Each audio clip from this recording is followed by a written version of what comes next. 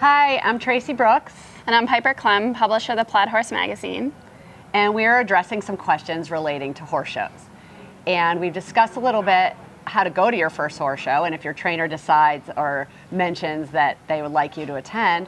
And then what are you going to do to get ready? What's your checklist? What do you need to expect?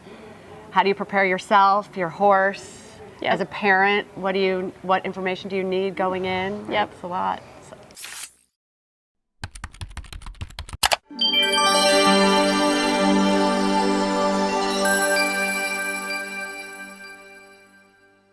So let's start with apparel. I know, Traci, you're a big stickler on apparel, as anyone who's competitive is. Yes.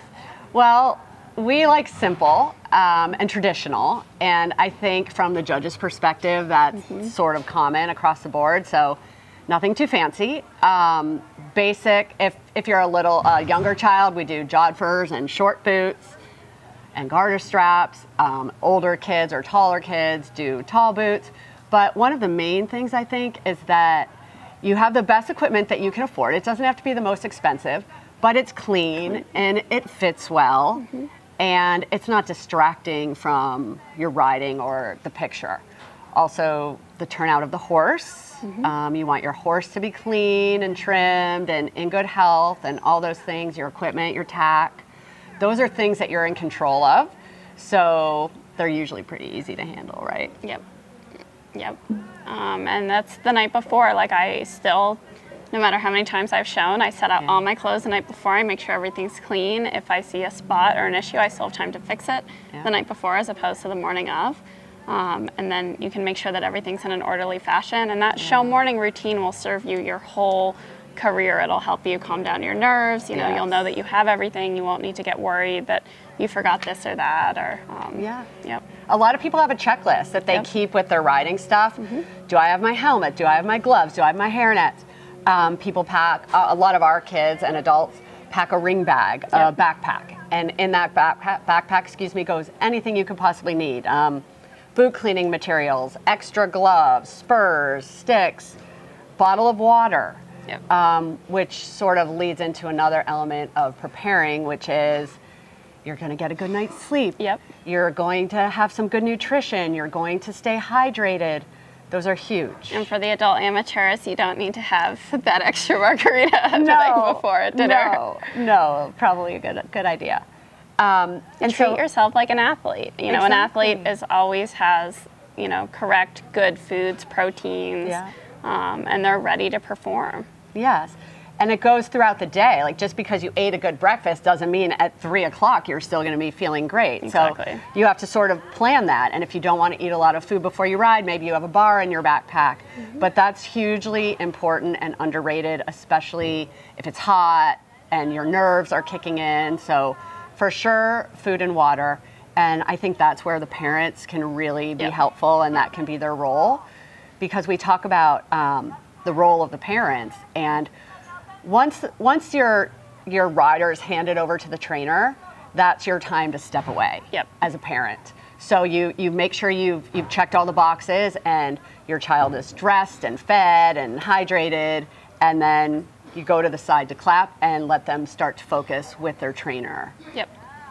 And your kid wants to be left alone at that time. They want to do the best that they possibly can. They are trying their absolute hardest.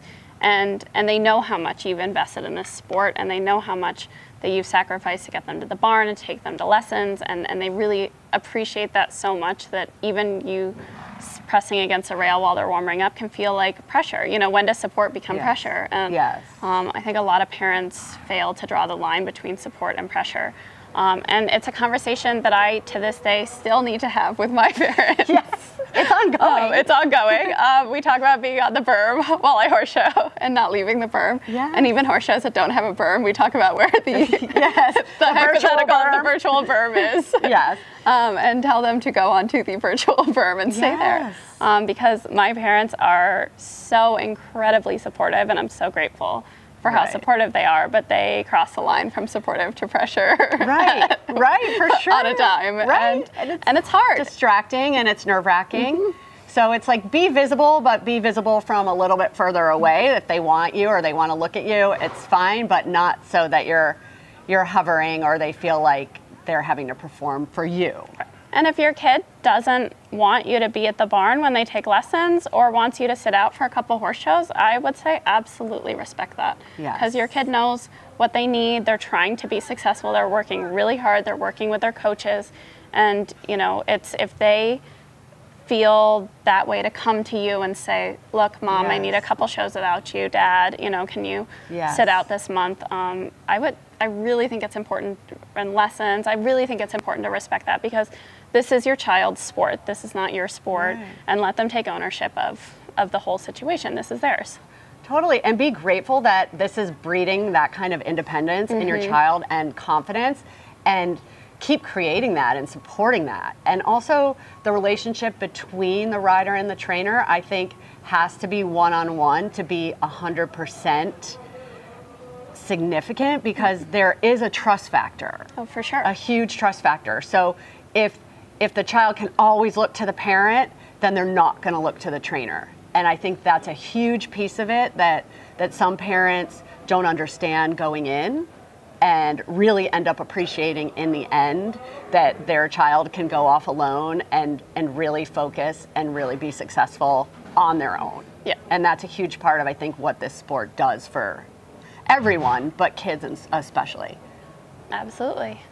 We know we're just barely scratching the surface here, and people have a lot more questions. So if you would like to send your questions, or you'd like to reach out to us at balmoralfarm.com, or through social media, Balmoral Farm, or our Balmoral TV on YouTube as well.